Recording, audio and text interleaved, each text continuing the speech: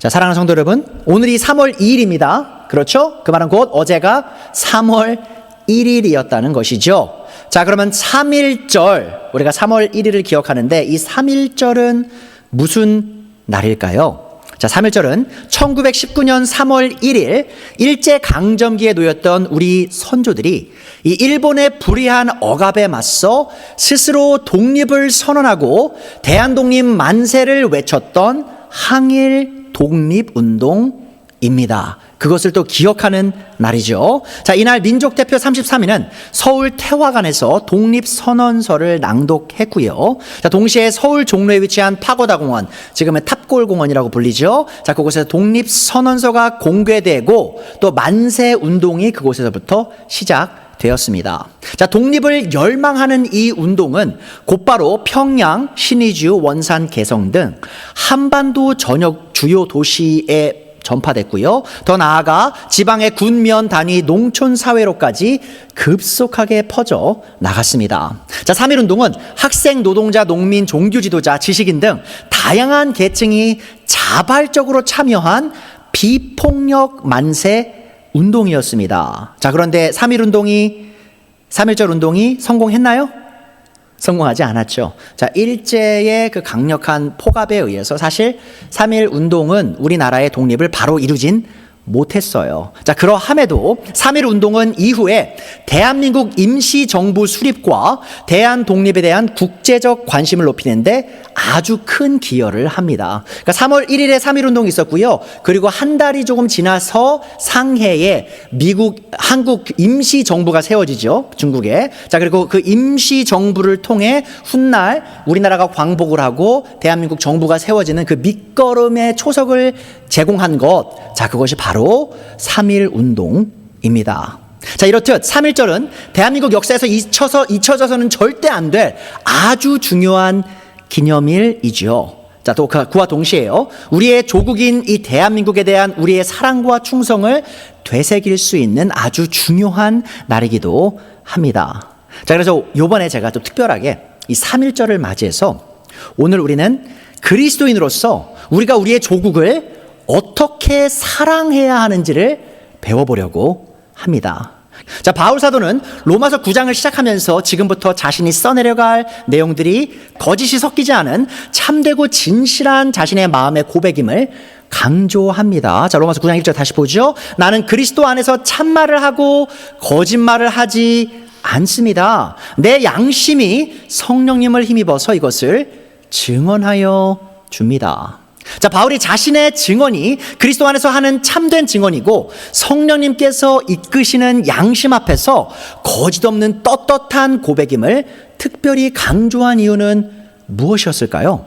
자, 그것은 바로 바울 사도가 지금부터 할 말이 어떤 독자들에게는 충격적이고 믿기 힘든 말이 될 수 있었기 때문입니다. 바울 사도가 로마서 9장 쓰기 전까지 거짓말 했을까요? 그래서 내가 지금부터 참말을 한다고 다시 한번 강조할 걸까요? 아니죠. 계속 진실을 말했어요. 하지만 지금부터 바울이 할 말이 사실 누군가에게는 굉장히 충격적으로 다가올 수 있었던 것입니다. 자, 바울은 로마서 8장에서 이 그리스도와 연합한 그리스도인들이 누리는 엄청난 복들에 대해서 먼저 설명했습니다. 자, 그리고 로마서 8장을 바울 사도가 어떻게 끝내는지 아십니까? 그러니까 로마서 9장 1절이 시작하기 바로 직전에 바울 사도가 이 그리스도와 연합한 그리스도인들이 하나님의 사랑으로부터 절대로 벗어날 수 없다, 분리될 수 없다는 것을 강조하면서 로마서 8장을 끝냈어요. 로마서 8장 38절 39절입니다. 나는 확신합니다. 죽음도 삶도 천사들도 권사자들도 현재일도 장래일도 능력도 높음도 깊음도 그 밖에 어떤 피조물도, 무슨 뜻이에요? 어떤 영적인 존재도, 어떤 물질적 존재도, 어떤 사람도, 어떤 물건도, 어떤 피조물도 우리 주 예수 그리스도 안에 있는 하나님의 사랑에서 끊을 수 없습니다 하고 고백을 했어요.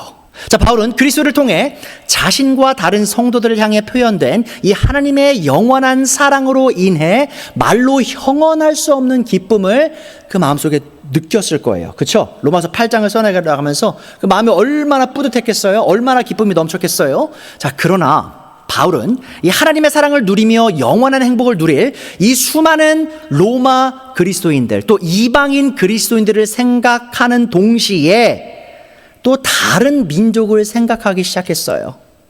어떤 민족이죠? 바로 언약 백성이라 불렸던 그 민족.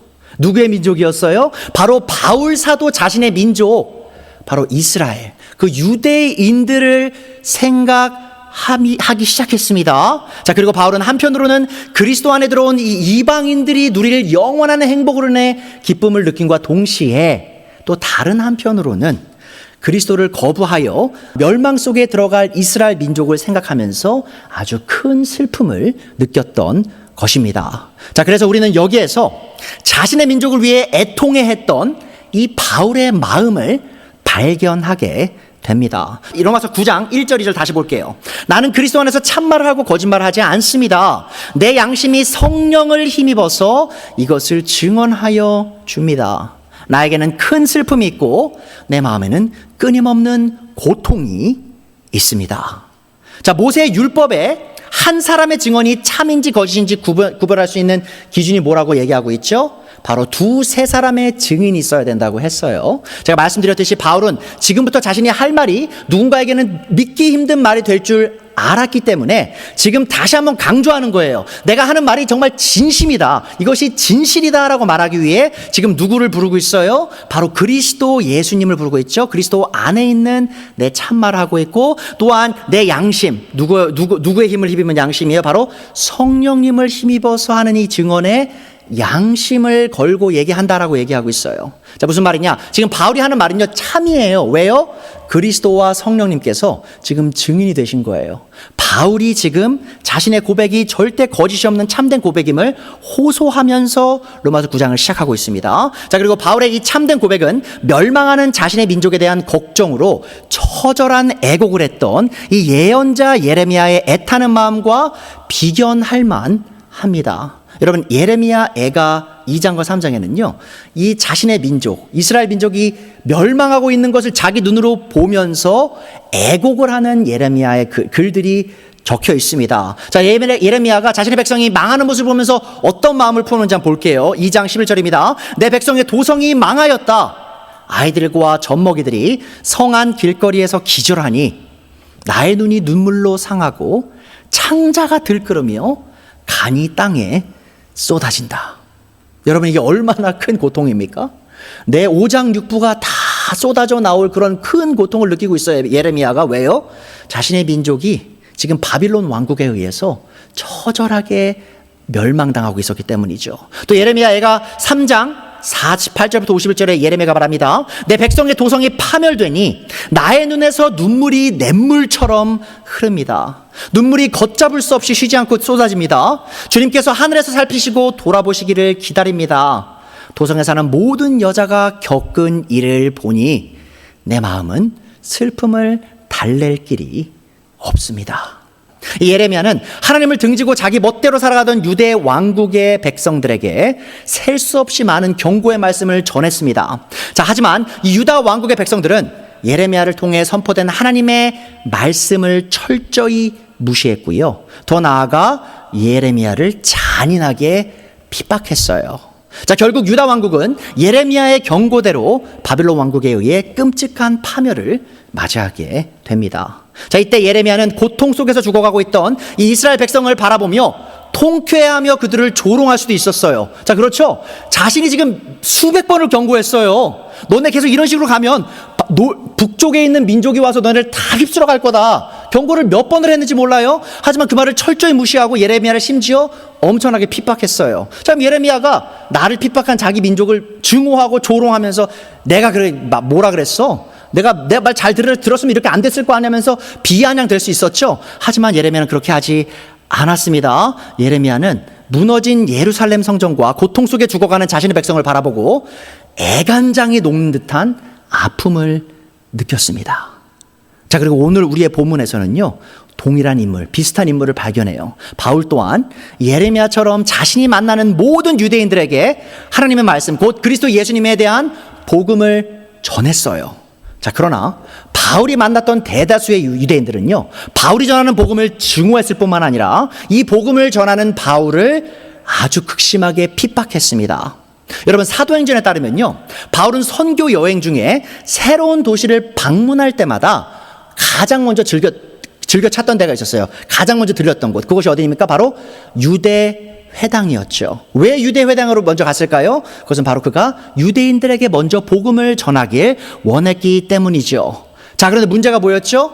물론 가끔씩은요, 적지 않은 유대인들이 그의 복음에 반응했어요, 믿음으로. 하지만 대다수의 유대인들은 바울이 전하는 복음을 거부했을 뿐만 아니라 바울을 엄청나게 핍박했습니다.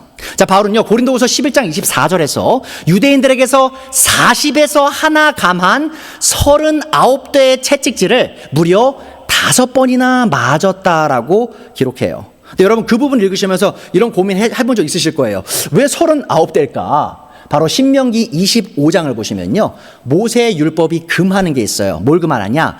유대인들이 다른 유대인들에게 벌을 줄 때 절대로 40대 이상은 치지 마라. 그것이 수치가 되고 그의 생명을 잃게 할 수도 있으니 그렇게 극심한 그 형벌은 주지 말아라고 명령하기 때문이에요. 자, 유대인들이 모세율법 문자적으로 잘 지켰죠. 자, 그래서 유대인들은 유대 회당에서 죄인들을 칠 때 딱 39대까지만 쳤어요.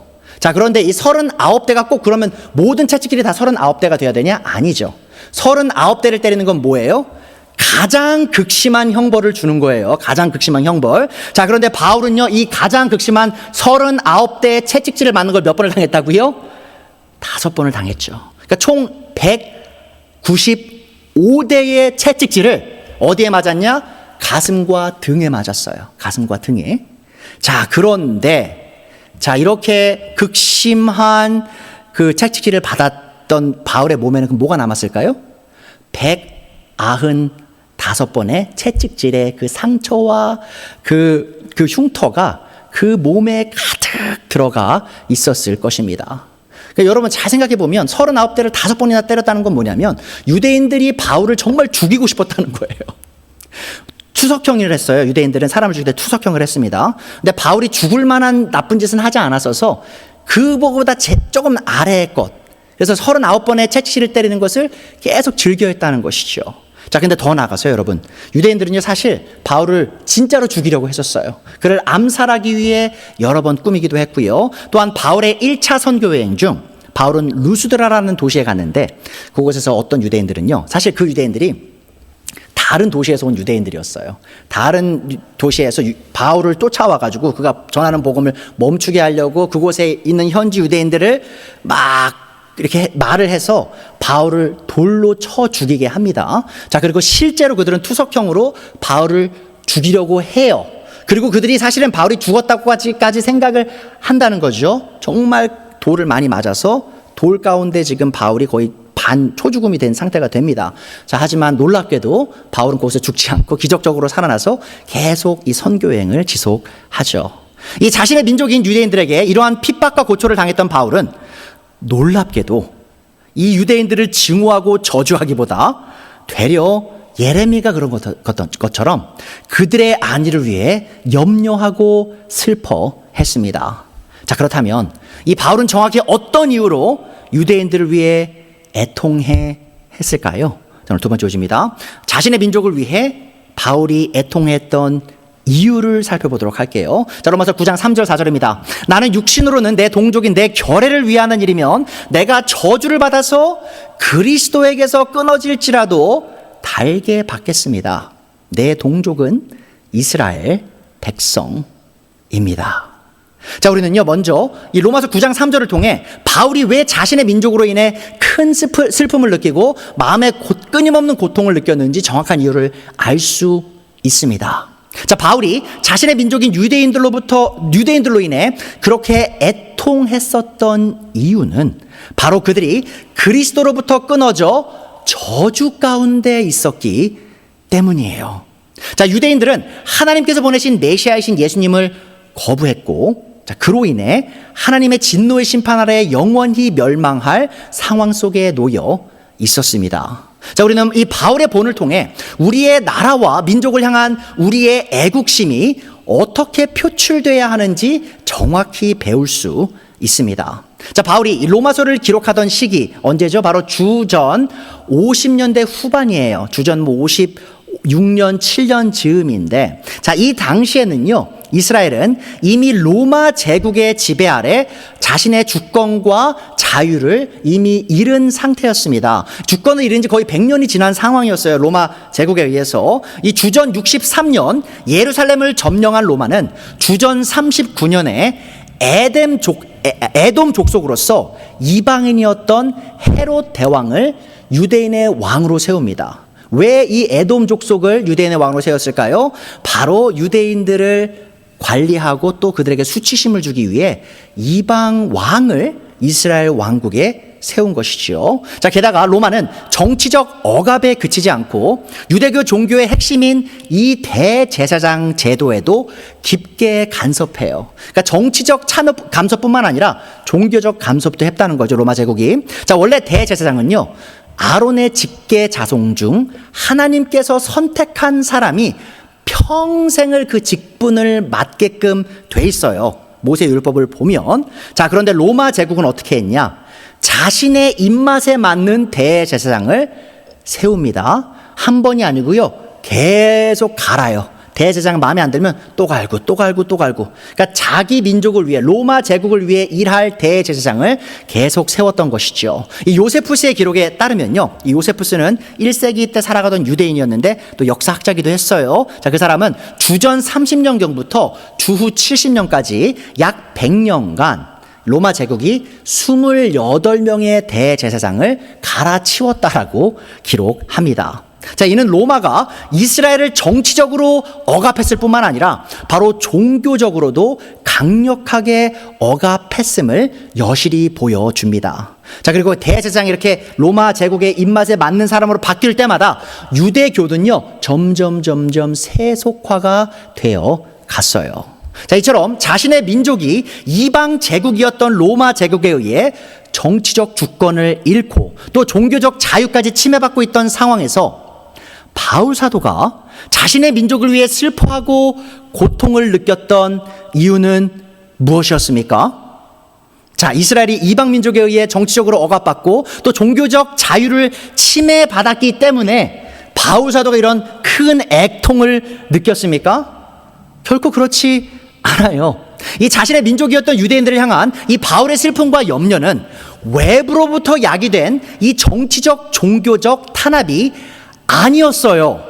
자신의 민족을 진심으로 사랑했던 바울은 자신의 민족의 백성들이 예수님으로부터 끊어져 영원한 멸망에 처할 수밖에 없다는 그 사실로 인해 절규했던 것입니다. 자, 여러분, 이 사실은요, 21세기 기독교를 살아가는 우리에게 아주 큰 울림으로 다가와야 합니다. 왜 그렇죠? 현재 대한민국의 기독교 정치 상황 어떻죠? 지금 한국 기독교는요, 여러분, 우리가 미국 살지만 미국에 있는 이민교회도 마찬가지예요. 한인 이민교회도 다 마찬가지입니다. 지금 대한민국 기독교는 정치 이념의 전쟁이라는 덫에 걸려 있습니다.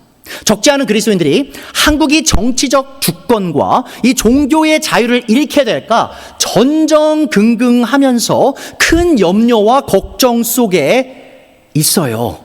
여러분, 유튜브를 틀어보세요. 요즘 목사님들, 교회들이 다루고 있는 가장 큰 화두가 뭔지 보세요. 우리나라가 자유민주주의 국가의 그 주권을 잃을 것이다, 혹은 우리가 종교의 자유를 잃을 것이다 라고 아주 난리를 치시는 분들이 굉장히 많습니다. 그런데 여러분, 제가 그분들이 나라를 사랑하는 마음이 거짓이냐라고 지금 말씀드리는 게 아니에요. 그분들은 정말 우리나라 사랑하시는 분들 맞아요. 제가 그분들의 그 동기까지 걸고 넘어지려고 하는 것은 아닙니다. 자, 그러나 저는 바울의 본을 비추어서 그분들의 염려와 걱정의 대상이 완전 틀렸다라고 확신합니다. 왜죠? 여러분, 바울은요, 자신의 나라가 이미 정치적 주권을 잃고 종교의 자유를 침해받고 있던 상황 속에서요, 자신이 쓴 13권의 편지 중에 이스라엘 민족이 주권을 되찾고 종교의 자유를 얻어야 된다라는 말을 한 번도 한 적이 없어요. 그리고 오늘 로마서 9장에서 직접적으로 자신의 민족, 자신의 나라에 대해 애통해야 하는 마음을 표현하면서 그 어느 곳에서도 이스라엘 민족이 주권을 되찾고 종교의 자유를 되찾아야 된다라고 말한 부분이 나오지 않습니다. 여러분, 바울 사도는요, 자신의 나라의 주권을 되찾는 일, 종교의 자유를 회복하는 일을 위해서 자신의 삶을 사용해 본 적이 없는 사람이에요. 자, 그는 되려 자신의 민족이 예수님의 복음을 거부하여 영원한 멸망에 처했다는 사실에 온 마음을 슬퍼하고 비통해 했습니다. 그러니까 여러분, 바울 사도가 자신의 민족을 사랑하고 그로 인해 그들을 위해 애곡했던 그 정확한 이유는 정치적인 요소가 아니에요, 여러분. 종교의 자유를 있냐 없냐의 문제가 아니었고요. 바로 이스라엘의 영적 상태가 그리스도로부터 벗어나 저주 속에 있었다라는 사실로 인해 비통했던 것입니다. 자, 저는 개인적으로 이 바울이 이스라엘의 주권의 회복과 종교적 자유의 회복에 아예 관심을 두지 않았다라고는 생각하지 않아요. 바울도 관심이 많았을 거예요. 자신의 민족이 잘 되기를 바랬을 겁니다. 자, 그러나 바울은 하나님 앞에서 무엇이 더 중요하고 유대인들에게 무엇이 더 필요한지를 분명히 알고 있었어요. 그러니까 여러분, 우리 눈에는요, 우리 조국의 주권, 종교의 자유가 되게 커 보이죠. 맞아요. 작은 일 아니에요. 중요한 일입니다. 자, 그런데 하나님의 눈에도 그렇게 크게 보일까요? 하나님의 눈에 우리 민족에게 가장 필요한 게 자유민주주의일까요? 종교의 자유일까요? 그게 아니라는 겁니다. 바울 사도는 하나님께서 우리에게 가장 필요한 것이 무엇인지 생각하시는 그 방식을 바울 사도는 정확히 알고 있었습니다. 자, 바울은 자신의 삶을 자신의 민족의 주권의 회복과 종교의 자유를 되찾기 위한 정치적 애국 운동을 위해 사용할 수도 있었어요. 하지만 그렇게 하지 않았죠. 여러분 아십니까? 바울이 활동하던 당시에는요, 진짜 자신의 모든 삶과 목숨을 바쳐서 이스라엘의 주권의 회복, 종교의 자유를 이루기 위해 노력했던 사람들이 있습니다. 그들이 누구죠? 바로 열심 당원들이에요. 영어로 zealots라고 합니다. 자, 실제로 이 바울이 활동했던 시기에요, 이 열심 당원들은요, 자신의 민족의 회복, 주권의 회복, 종교의 자유의 회복을 위해서요, 자신의 목숨을 바쳤던 사람들이에요. 여러분, 예수님의 12제자 중에도 열심 당원 출신이 있었어요. 누구예요? 시몬이죠. 시몬 베드로 말고 다른 시몬이 또 있었거든요. 그 사람이 예수님을 따르기 전에는 열심당원이라 불렸던 사람이에요. 뭐죠? 바로 자신의 나라의 종교적 자유를 위해서 테러까지 일삼았던 사람 중에 하나예요. 하지만 그가 예수님을 따르기 시작하면서 이제 더 이상 열심당원이라 하지 않죠. 자, 그런데 열심당원들은요, 이 정말 로마 제국에 대항하여 극렬한 애국 운동, 이 정치적 애국 운동을 펼쳤던 사람들입니다. 여러분 아십니까? 사실 로마 제국이, 제가 이거 준비한 건 아닌데 상식을 알려드리면, 로마 제국에 의해 예루살렘이 주후 70년에 망합니다. 근데 그 망했던 이유 중에 가장 큰 이유 중에 하나가 뭐냐면 바로 이 열심당원들이요, 66년 AD 66년에 큰 그 반란을 일으켜요. 로마 제국에 의해서 한테. 자, 그걸로 인해서 도미노처럼 일들이 많이 생겨서 결국 예루살렘이 망하게 돼요. 열심당원들의 그 활약으로 인해서 그런 일이 있었던 거죠. 그러니까 바울은요, 누구보다 잘 알았어요. 누구보다 내 나라를 사랑했던 바울은 이 열심당원이라는 사람들이 나라의 조국의 주권과 종교의 자유를 위해 이렇게 일하고 있는 걸 알았어요. 하지만 바울은 거기에 자신의 한 발도 들여놓지 않았던 것입니다. 이 바울이 펼쳤던 애국운동은 열심당원들이 펼쳤던 정치적 애국운동과는 전혀 다른 종류의 애국운동이었습니다. 그러니까 여러분, 제가 바울이 애국운동을 안 했다는 게 아니에요. 바울도 애국운동 했어요. 자, 근데 그 애국운동의 방식이 정치적 애국운동은 아니었다는 겁니다. 이 자신의 민족을 진심으로 사랑했던 바울은 유대인들이 이 땅에서 잠깐 잘 되고 잘 사는 정치적 사회적 변화를 위해 애국운동을 하지 않았습니다. 바울이 했던 애국운동은 뭐죠? 바로 바울은요, 자신의 민족 이스라엘 유대인들이 바로 영원히 잘 되고 영원히 평화 속에 들어갈 수 있는 그런 애국운동. 어떤 애국운동이죠? 바로 복음운동을 펼쳤던 것입니다. 자, 그래서 오늘 로마서 10장 1절 바울이 이렇게 얘기하죠. 형제자매 여러분, 내 마음의 간절한 소원과 내 동족을 위하여 하나님께 드리는 내 기도의 내용은 뭐예요? 그들이 구원을 얻는 일입니다. 그들이 그리스도 예수님의 복음을 듣고 믿어 영원한 하나님과의 평화 속에 들어가기를, 영원한 그 자유, 죄로부터의 자유를 얻기를 바랬던 것이죠. 이 바울 사도의 본을 따라 살아야 할 우리가 이 3.1절을 맞이해 펼쳐야 할 애구운동은 그럼 무엇이겠습니까? 그것은 바로 복음운동입니다. 하나님께서는 바울에게 이방인의 사도라는 직분을 주셨어요. 무슨 말이에요? 바울이 이렇게 생각할 수도 있었어요. 하나님이 나를 이방인의 사도로 세우셨지? 그럼 나는 이방인한테만 복음 전하면 되지 뭐. 그럼 유대인들 뭐 신경을 써? 베드로한테 맡기지 뭐. 다른 사도들한테 맡기고 나는 이방인에만 복음 전하지 뭐. 유대인들이 나 이렇게 힘들게 하는데 내가 뭐하러 유대인들한테 복음을 전해? 라고 생각할 수도 있었음에도 그렇게 하지 않았죠? 어떻게 했어요? 바울은 자신의 민족을 너무 사랑했기 때문에 그들에게 가장 필요한 것, 그들에게 가장 소중한 것, 바로 이 복음, 구원을 이룰 수 있는 복음을 전하는 그 운동을 했었던 것입니다. 이 나라의 주권을 잃고 종교의 자유를 잃었던 유대인들에게 가장 시급했던 것, 가장 필요했던 것이 뭐라고요?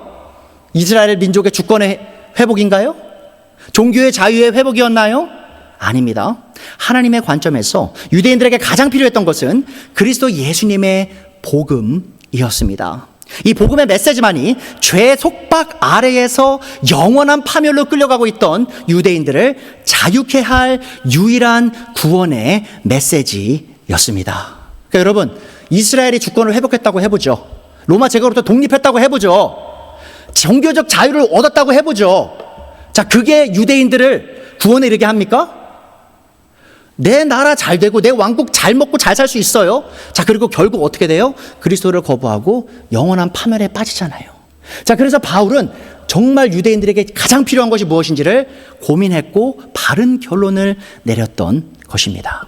여러분, 제가 지지난주에도 설교했지만 저는 정말 대한민국을 사랑하는 사람 중 하나입니다. 저는 애국자예요. 저는 저 나라를 위해서 목숨을 바칠 수 있는 사람입니다. 자, 그리고 여러분들도 저 못지않게 이 대한민국을 사랑하신다고 생각합니다. 자, 그렇다면 우리의 조국을 사랑하는 우리가 집중해야 할 애국 운동은 무엇일까요? 지금 이 시간 대한민국 국민에게 가장 필요한 것은 무엇일까요? 종교적 자유? 자유민주주의? 자유시장? 여러분, 아닙니다. 우리 대한민국 국민에게 가장 필요한 것은요, 바로 복음입니다. 자신의 나라와 국민을 사랑하는 모든 그리스도인들은 애국자였던 바울의 본을 따라 복음 전파를 위해 자신의 온 삶을 바쳐야 하는 것입니다. 그러니까 여러분이 나라를 사랑하시면 사랑할수록요, 집중하셔야 될 게 뭐예요? 바로 복음 운동이에요. 자, 그리고 우리는 바울의 본을 따라 우리 민족을 위한 참된 애국 운동인 이 복음 운동을 위해 우리 자신을 희생할 준비를 해야 합니다. 자, 마지막 요지예요. 자신의 민족을 향한 바울의 자기희생적 애국심을 살펴보도록 할게요. 자, 바울은 자신의 민족이었던 유대인들을 어떻게 사랑했습니까? 바울은요, 자신의 온 몸과 마음과 혼을 바쳐서 자신의 민족인 유대인들을 사랑했습니다. 자, 다시 보세요. 로마서 9장 3절. 나는 육신으로 내 동족인 내 결애를 위하는 일이면 내가 저주를 받아서 그리스도에게서 끊어질지라도 달게 받겠습니다. 지금 엄청난 고백을 했어요. 자, 바울은 대체 어떻게 이렇게 도무지 이해하기 힘든 엄청난 고백을 할 수 있었을까요? 지금 바울은 뭐라고 얘기하고 있어요? 새번역에서 내가 저주를 받아서 그리스도로부터 떨어져도 만약에 그게 내 민족을 구원에 이르게 한다면 내가 그거를 바라노라라고 얘기하고 있어요. 자, 근데 먼저 우리는 바울이 실제로 유대인들을 위해 자신이 예수님에게서 끊어지는 저주를 대신 받을 수 있다라고 생각하지 않았음을 분명히 알 필요가 있습니다. 자, 앞서 살펴봤듯이요, 바울은 직전에 기록된 이 로마서 8장 후반부에서 그 어떤 존재도 예수님을 믿는 성도들을 하나님의 사랑으로부터 끊을 수 없다라고 선포했어요.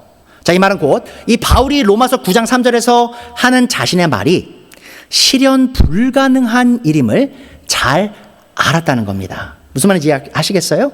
바울이 지금 뭐라고 말하고 있어요? 내가 그리스도로부터 떨어져서 분리되어서 영원히 저주를 받을 수 있다면 받겠습니다라고 얘기하잖아요. 그게 불가능한 사실을 바울은 알았다는 거예요. 자, 바울이 이렇게 예수님으로부터 끊어져 저주를 받을 수 없는 사실을 충분히 알면서도 로마서 9장 3절에서 이토록 극단적인 표현을 사용한 이유는 그만큼 자기 동족인 유대인들을 향한 자신의 그 안타까움과 사랑이 크다는 것을 강조하기 위한 것이었어요. 자, 바울은요, 단지 신학적 가능성을 제시하라는 것이 아니었습니다. 그러니까 지금 신학적으로 내가 우리 민족을 위해 대신 저주받을 수 있어라고 얘기하는 게 아니고요, 자기가 사랑하는 이 유대 민족을 구원하기를 간구하는 자신의 간절한 마음을 드러내는 극적인 수사법을 사용하고 있는 것입니다. 이 세 번역에서 이렇게 나오죠. 9장 3절에 내가 저주를 받아서 그리스도에게서 끊어질지라도 달게 받겠습니다라고 이 표현된 이것은요. 이 원문은 사실 이 지금 세 번역에서 말하는 것과 조금 다른 뉘앙스를 갖고 있어요. 자, 여기서 이 달게 받겠다라고 번역된 동사는 사실 그리스어 미완료 시제입니다. 자, 근데 이 미완료 시제가 말하는 바가 뭐냐? 바로 가정적, 잠정적 소망을 드러내는 표현이에요. 그러니까 가정적인 원함입니다. 자, 이 말은 곧 바울이 가능하지 않은 것을 알지만 가능하다면 이렇게까지 하고 싶다라고 가정적으로 또 희망적으로 말하는 부분인데 이 세 번역만 보시면 사실 너무 단정적 의미 표현으로 드러나고 있어요. 자, 그래서 조금 아쉬운 번역일 수 있다는 거죠. 자, 그 결과 독자에게는 바울이 실제로 그리스도에게서 끊어질 각오까지 한 것처럼 비칠 수도 있지만 정작 바울이 진짜 의도하는 바는 바로 자기 동족을 향한 자신의 간절한 마음을 드러내는 이 가정적 열망에 더 가깝습니다. 자, 따라서 이 미완료 시제의 뉘앙스를 충분히 살리려면요, 이렇게 번역하시면 돼요. 제가 번역해 드렸습니다. 스크린 봐주세요. 불가능한 것을 알지만 혹시 가능하다면 내가 저주를 받아 그리스도에게서 끊어지기를 바랄 용의가 있다, 혹은 기도할 용의가 있다라고 지금 바울은 원어에서 얘기하고 있어요. 자, 어찌됐든 우리 모두는 자기 민족을 향해 참된 애국운동, 곧 복음운동을 펼쳤던 이 바울의 동기가 그들을 향한 참된 사랑의 마음이었음을 쉽게 알 수 있습니다. 그러니까 여러분, 그리스어 문법 좀 복잡하잖아요. 다 이해 안 되시더라도 요거 하나만 기억하세요. 바울이 유대인들을 향해 펼쳤던 그 복음운동의 동기는 뭐였다고요? 정말 뜨거운 사랑이었다는 것이죠. 자, 그러하기에 바울은 자기 동료들에게 끊임없이 핍박을 받음에도 불구하고 계속해서 그들에게 복음을 전할 수 있었던 것입니다. 자, 여러분은 자신의 민족의 구원을 위해 스스로의 존재 전체를 희생하기를 마다하지 않았던 인물이 구약 시대에도 존재했던 사실 아십니까? 여러분, 바울이 첫 번째 인물이 아니에요. 내가 내 민족을 위해 저주를 받기를 원하는 마음을 갖을 용의도 있다라고 말한 사람이요, 바울이 첫 번째가 아닙니다. 바로 구약에 나오는 인물 누구죠? 모세였어요. 자, 모세는 시내산에서 이스라엘 백성을 산 아래에 두고 시내산 정상 위에 올라가 오랫동안 하나님과 교제를 나눕니다. 자, 근데 이 시간 모세가 멀리 떨어져 있던 그 순간 그 시내산 밑에서 이스라엘 민족이 뭘 했어요? 아론에게 가가지고 모세가 지금 살았는지 죽었는지 모르겠으니까 당장 우리 눈앞에 눈으로 볼 수 있는 신을 내놔라고 했죠. 자, 그래서 아론이 어떻게 해요? 명령을 해서 금송아지를 만들어내죠.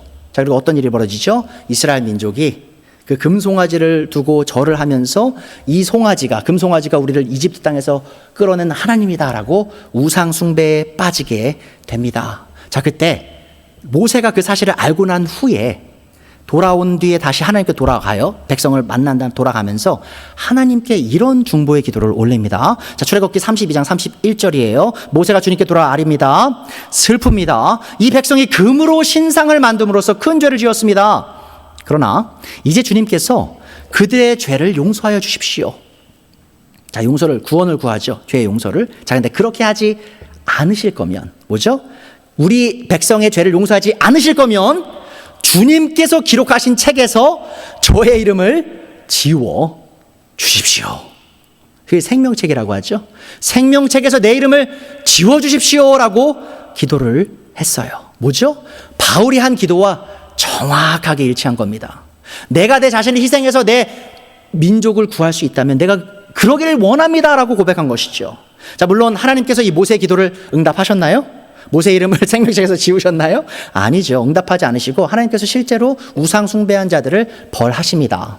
자, 그러나 우리는 이 모세의 기도 속에서 자신의 민족을 위해 스스로를 희생하기를 바랐던 이 바울의 간절한 마음을 동일하게 발견할 수 있습니다. 자, 그렇다면 모세와 바울은 과연 어떻게 이런 엄청난 애국심을 가질 수 있었을까요? 자, 그들은 어떻게 자기 자신을 희생하면서까지 자기 민족을 구원의 길로 이끌길 이 원하는 간절한 마음을 가질 수 있었을까요? 여러분, 그 근본적인 이유는요, 바로 모세와 바울 스스로 안에서, 그 안에서 발견되지 않습니다. 이 모세와 바울이 스스로를 희생하면서까지 이스라엘을 구원하기 원할 수 있었던 근본적인 이유가 있습니다. 뭐죠? 이 두 사람이요, 바로 하나님의 마음, 예수님의 마음에 가장 가까웠던 사람들이기 때문이에요.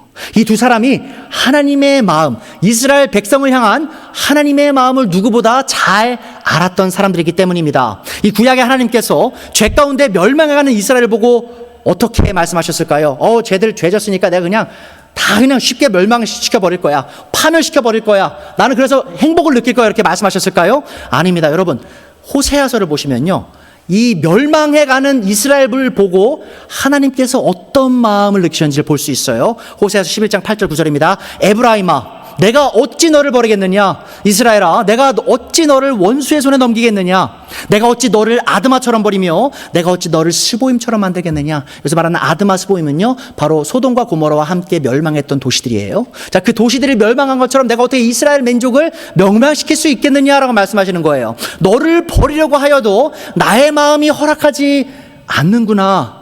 너를 불쌍히 여기는 애정이 나의 속에서 불길처럼 강하게 치솟아 오르는구나. 여러분, 멸망해 가고 있는 이스라엘 민족을 향해 하나님이 어떤 큰 사랑의 애정을 가진지 보세요. 아무리 화가 나도 화난 대로 할 수 없구나. 내가 다시는 에브라임을 멸망시키지 않겠다. 나는 하나님이요 사람이 아니다. 나는 너희 가운데 있는 거룩한 하나님이다. 나는 너희를 위협하러 온 것이 아니다.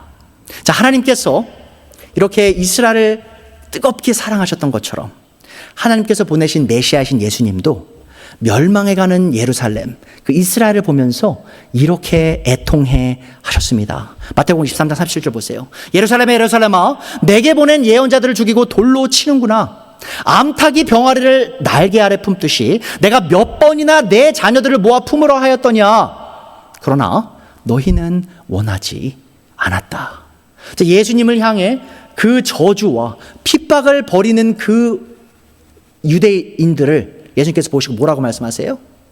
암탉이 자기 병아리를 품듯이 내가 너를 계속 사랑해주고 계속 용서해주고 품어주려고 하는데도 불구하고 너희가 계속 나를 부인하는구나 라고 말씀하시죠. 자, 그리고 이 예루살렘을 보고 어떻게 하시죠? 누가복음 19장 41절. 예루살렘을 이렇게 가까이 오서 보시면서 뭐 어떻게 하세요? 예수님께서 도성을 보시고 우십니다. 극심한 슬픔을 느끼시면서 우세요. 자, 그리고 이렇게 말씀하시죠. 오늘 너도 평화에 이르게 하는 일을 알았더라면 좋았을 터인데 그러나 지금 너는 그 일을 보지 못하는구나. 자, 예루살렘과 이스라엘의 평화가 깃들길 가장 바랬던 분이 누구예요? 예수님이십니다. 모세가 이스라엘을 얼마나 사랑했든지 바울이 이스라엘을 얼마나 사랑했든지 그 둘보다 이스라엘을 더 사랑했던 존재가 있었어요. 누구예요? 바로 우리의 하나님, 우리의 예수님이십니다. 모세와 바울이 이스라엘 민족을 자신의 목숨까지 바쳐 사랑하실 수 있던 근본적인 이유는 바로 하나님께서 자신의 존재를 다 바쳐서 이스라엘을 사랑하셨기 때문입니다. 자, 그렇다면 우리는 왜 그리스도인으로서 우리 민족을 사랑해야만 할까요? 자, 바로 우리가 애국자이기 때문인가요? 여러분, 물론 그것도 이유 중에 하나죠. 하지만 그것이 다가 아닙니다. 자, 우리가 그리스도인으로서 우리 민족을 위해 목숨을 바쳐 그들을 사랑해야 하는 이유는 예수님께서 자신의 목숨을 바쳐 우리의 조국을 사랑하셨기 때문이에요. 여러분, 예수님께서 유대인들만을 위해 십자가에 돌아가셨나요? 아니죠. 예수님께서 대한민국과 미국을 위해서도 자신의 생명을 버리셨습니다. 자, 바울은 자신의 동족을 너무 사랑하여 가능하다면 그들을 위해 저주를 받을 마음이 있었을 뿐이에요. 무슨 말이에요? 여러분, 바울이 실제로 이스라엘 민족을 위해 저주를 받았나요? 안 받았어요. 여러분 아십니까? 이스라엘 민족을 위해 저주를 받으셨던, 실제로 저주를 받으셨던 분이 있어요. 누구죠? 바로 우리의 주 예수 그리스도십니다. 갈라디아서 3장 13절 보세요. 그리스도께서 우리를 위하여 저주를 받는 사람이 되심으로써, 여러분, 죄의 저주를 누가 받아야 돼요? 유대인과 저희가 받아야죠. 우리가 진 죄니까. 하지만 예수님께서 그 저주를 대신 받으셨습니다. 우리를 그래서 율법의 저주에서 속량해 주셨습니다. 기록된 바 나무에 달린 자는 모두 저주를 받은 자이다 하였기 때문입니다. 자, 그런데 잘 보세요.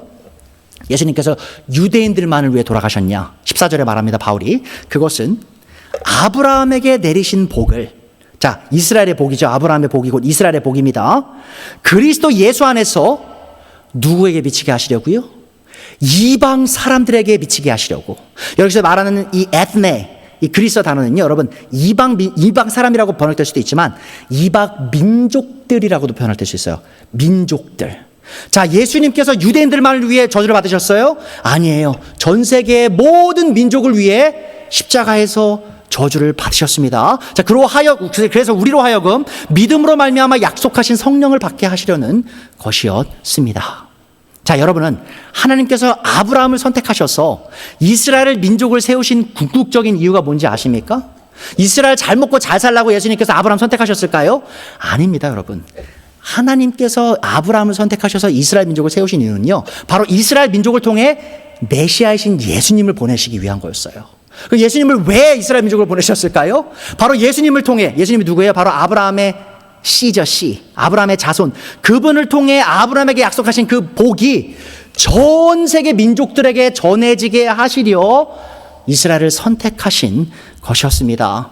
이스라엘을 통해 예수님을 보내셔서 이방인인 우리 민족을 대신해서 율법의 저주를 대신 받게 하시려 하나님께서 아브라함을 택하시고 이스라엘 민족을 세우시고 이스라엘 민족을 통해 메시아 예수님을 보내시셨다는 사실을 기억해 주세요. 자, 그리고 우리가 우리의 삶을 바쳐 우리의 민족에게 복음을 전해 나갈 때 우리는 우리 민족이 하나님께서 예비하신 이 영원한 복을 누릴 수 있는 길을 열어 나가게 되는 것입니다. 그러니까 여러분, 우리 민족에게 필요한 게 뭐예요? 바로 이 복이에요. 아브라함에게 약속된 그 복. 그 복을 어떻게 얻을 수 있어요, 우리 민족이? 자유민주주의가 그걸 주나요? 종교의 자유가 그걸 주나요? 여러분, 종교의 자유가 이 땅에 있으면 모든 사람이 그리스도 안에 들어오나요? 아니죠. 여러분, 미국이 기독교 국가라고 하죠? 아닙니다. 기독교 국가 아니에요. 미국이 어디 나라보다 부패한 나라예요. 여기서 그리스도인이라고 말하는 사람들 중에 그리스도인이 아닌 사람들이 많은 나라예요. 여러분, 종교의 자유가 이 땅에 주어졌다고 해서 모든 사람이 그리스도 안에 들어오는 것이 아닙니다. 종교의 자유가 없는 상황에서도요, 복음이 선포되는 곳에 참된 자유가 있음을 기억해 주세요. 어떤 자유죠? 바로 죄의 저주로부터 해방되는 자유죠. 왜요? 그리스도 예수님께서 우리를 위해 대신 그 저주, 죄의 저주를 받아주셨기 때문입니다. 자, 그래서 저는 오늘의 말씀의 결론이자 대지를 이렇게 표현하고 싶습니다. 나라를 사랑하는 우리는 복음 선포를 통해 나라 사랑을 실천해야 합니다. 여러분, 3.1절을 맞아서 우리가 지금 나라 사랑 얘기하고 있어요. 우리 나라 사랑 어떻게 해야 돼요? 바로 복음을 우리 민족에게, 우리 백성에게 전함으로 그 사랑을 실천해야 합니다. 자, 우리가 3.1절을 기념하면서 우리 조국을 사랑한다는 우리의 고백이 단순히 이 땅에 속한 정치적 주권과 종교의 자유의 수요만을 외치고 끝나지 않길 바랍니다. 여러분, 저도 우리나라의 주권이 계속 유지되길 바라요. 종교의 자유가 계속 유지되길 바라요. 하지만 우리가 거기서 멈추면 무슨 의미가 있죠? 참된 자유가 없죠. 자, 우리가 우리의 조국을 진심으로 사랑한다면 우리는 우리 민족을 죄와 영원한 어둠에서 구원할 수 있는 이 예수님의 복음의 메시지를 담대히 선포해야 합니다.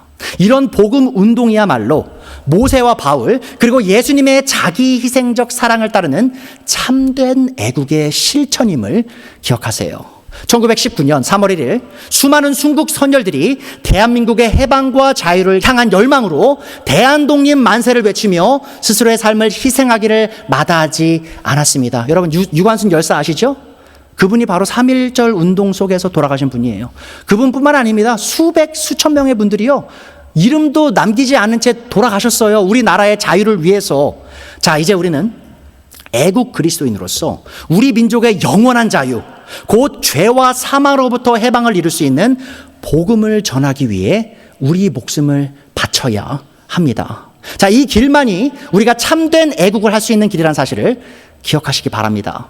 자, 우리가 3.1절을 기념하며 조국을 사랑한다는 고백이 단지 정치적 주권이나 종교의 자유를 지키는 데 머무르지 않길 바라요. 우리가 진정으로 우리 조국을 사랑한다면 우리는 죄와 영원한 어둠에서 우리 민족을 구원할 수 있는 예수님의 복음을 선포해야 합니다. 자, 우리의 복음 중심적 애국운동은 많은 수의 대한민국의 국민들에게 영원한 자유와 평화를 누리게 할 것입니다. 그래서 마지막으로요, 바울 사도가 오늘 본문에서 말씀하신 자신의 그 가장 큰 소원, 자신의 가장 큰 바람, 그걸 읽고 끝내도록 하죠. 형제자매 여러분, 내 마음의 간절한 소원과 내 동족을 위하여 하나님께 드리는 내 기도의 내용은 그들이 구원을 얻는 일입니다. 여러분과 제가 이 고백을 진심을 다해 할 수 있길, 또 실천하길 간절히 바랍니다. 기도하겠습니다.